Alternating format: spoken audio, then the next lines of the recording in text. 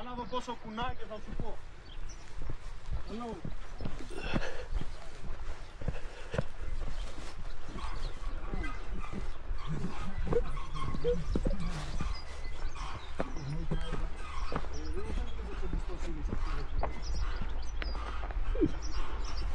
Και απειλή δεν περνάς με τα πόδια και το σκέφτεσαι.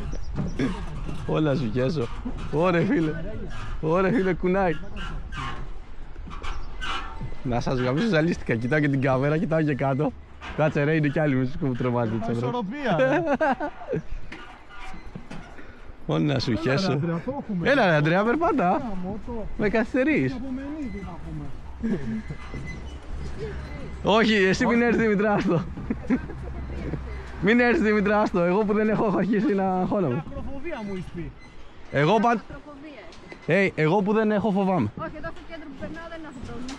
Στην άκρη, εντάξει, όχι, δεν φοβάμαι τώρα. Η μαγεία είναι ότι κουνιέται γιατί περπατάμε. Έλα. Αλλά.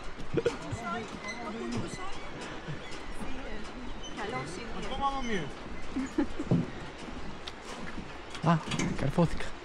Σου είχες. Η μαγεία είναι ότι συντονίζει που περπατάμε. Ποιο Νεπάλ ρε, εδώ. Ποιο Νεπάλ, και δίπλα μας. Εντάξει. Όλα σου είχες. Το θέμα είναι ποιος θα τολμήσει να περάσει με το μηχανάκι. Πρώτα τόσο πολύ που κουνάει ρε φίλε, πώς θα περάσει με το μηχανάκι. Ξέρεις τι, πάει και είναι καλύτερα με το μηχανάκι. Όχι ρε, πας κουνάει πολύ. Μαλάκα. Έβλεπα το βίντεο με τη Μαρία και μου έλεγε θα πέρναγες. Πρώτον, να ξέρεις θα φύγει εδώ κάποια σανίδα με το μηχανάκι. Το Απρίλιο εδώ δεν αντέχει ρε, το βάρος.